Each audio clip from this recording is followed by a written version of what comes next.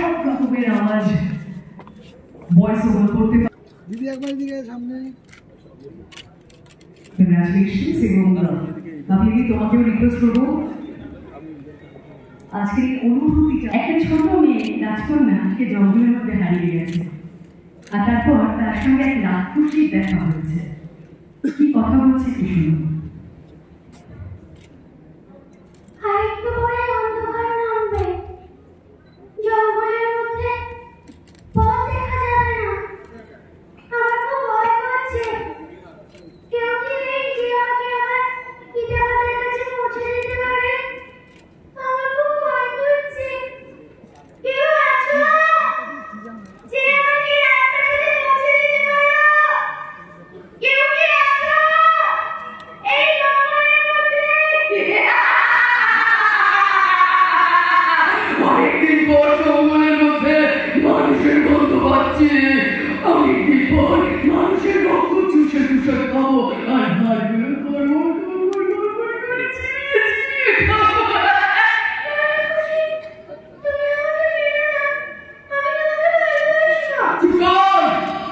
রাক্ষসীকে কেউ কোনোদিন ভালোবাসে না।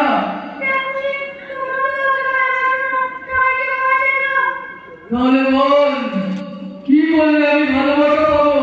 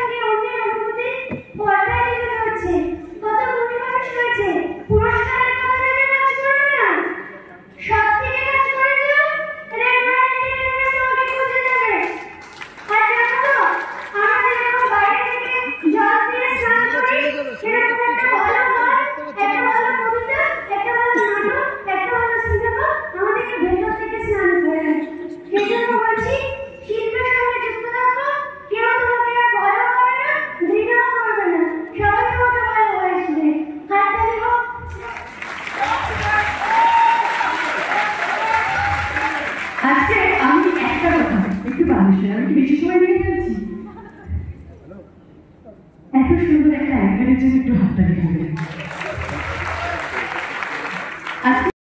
আমি না খুব বর পাগল, একটু খুব প্রেমিক মানুষ। আমি আমার বরকে ভীষণ ভালোবাসি। আমি 150 টাকা করে পার এপিসোড পেতাম কার্টুনের ভয়েস ডাব করার জন্য। আমার বরের সেটা একদম পছন্দ ছিল না। এই ক্যাফে কবিতা ইউটিউব চ্যানেলের যে ক্লিপিংসটা আপনারা দেখলেন, সেই চ্যানেলটা লকডাউনে আমার বর করে দিয়ে গিয়েছিল।